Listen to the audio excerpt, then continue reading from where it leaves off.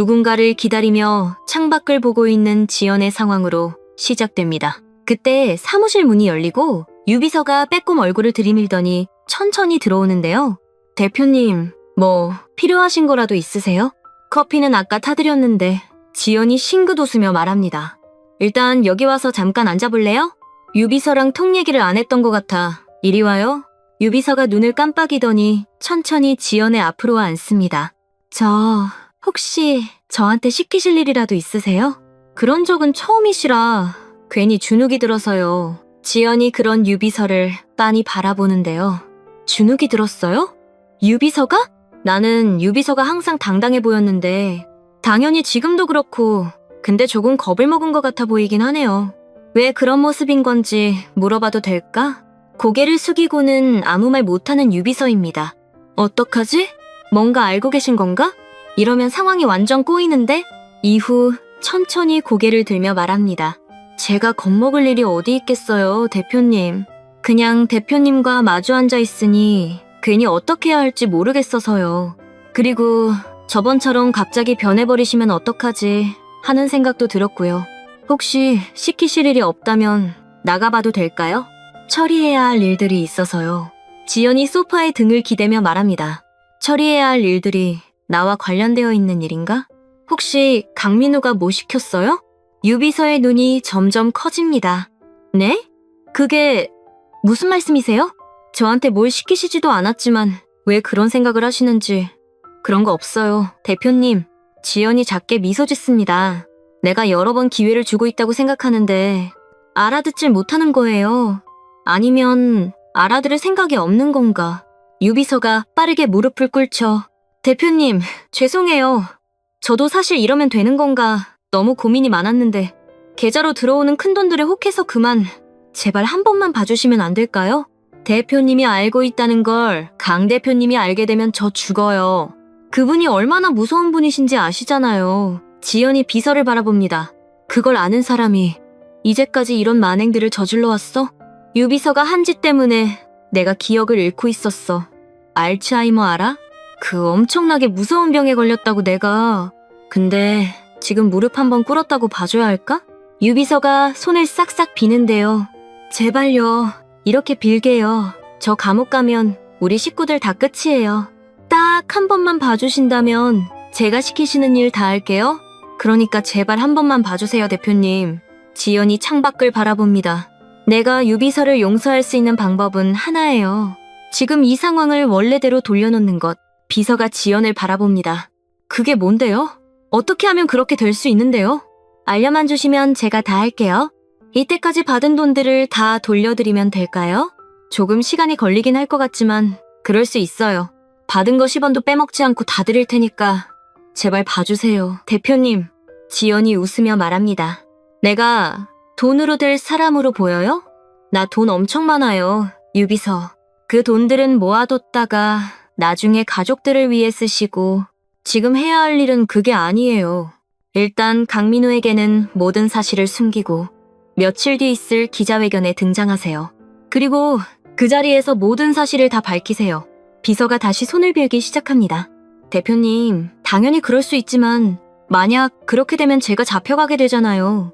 그럼 감옥에 들어가게 될 텐데 그러면 다 끝장나 버린단 말이에요. 지연이 고개를 숙이고 비서를 쳐다보는데요. 죄를 지었으면 당연히 갈 곳엔 가야지. 나를 이렇게 만들어 놓고 당신이랑 당신 가족들만 걱정하는 거예요? 너무 괘씸해서. 사실 이런 기회조차 주고 싶지 않지만 기억해요, 유비서.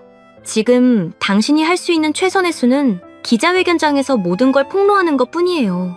내 말 알아듣겠어요? 같은 말 반복하다 처리할 수도 있으니까 이제 알아들었으면 나가봐요. 유비서가 천천히 일어나더니 꾸벅 인사를 하고는 걸어나갑니다.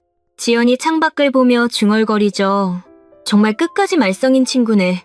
그래도 말만 잘 들어주면 할 일은 다 한 거예요. 유비서, 딴 길로 새지 말고 기자회견장에서 보자고요. 며칠 후 결국 지우와 경도가 마련한 기자회견장에 나타나 모든 걸 다 밝히는 유비서의 상황이 이어집니다. 기자회견이 끝난 이후 복도를 지나쳐 집으로 가려는 유비서를 잡아채는 지우인데요. 혹시나 이 상황으로 다 끝났다고 생각한다면 오산이니까 집에서 발 뻗고 잘 생각은 접어둬요. 조금이라도 안심하는 순간 골로 갈 테니까. 비서가 덜덜 떨며 지우를 바라봅니다. 분명 대표님께서는 기자회견만 잘 끝내면 용서해 주신다고 했는데요. 대표님이 시키는 대로 다 했는데 왜 그러세요? 지우가 작게 미소 지으며 얘기합니다. 언니는 언니고 나는 나잖아. 우리 언니를 그렇게 만들었다는 게 절대 용서가 안 돼요. 용서해달라고 하지도 마세요. 물론 당신 말대로 언니한테 용서를 받았을 수도 있겠지. 근데 그걸로 다 끝났을 거란 생각은 하지 말라는 거예요. 특히 강민우가 당신을 가만히 둘까? 지금 이 상황까지 만들었는데? 강민우 입장에서는 불이 났을 겁니다. 우리 상황과는 반대로요. 그러니까 강민우를 끝장내야 당신까지 끝나는 거야. 이번 한 번 나섰다고 안심하지 말라는 말입니다. 이후 지나쳐가는 지우입니다.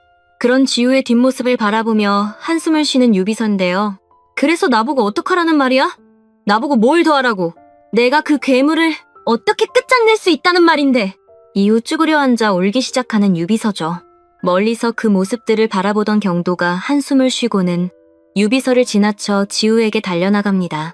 유비서가 잘 알아들었을까? 오히려 열받아서 더 만행들을 저지르는 건 아니겠지? 지우가 웃으며 얘기합니다. 만행들? 아마 만행들을 준비한다고 해도 상대방은 우리가 아니라 강민호일 거야.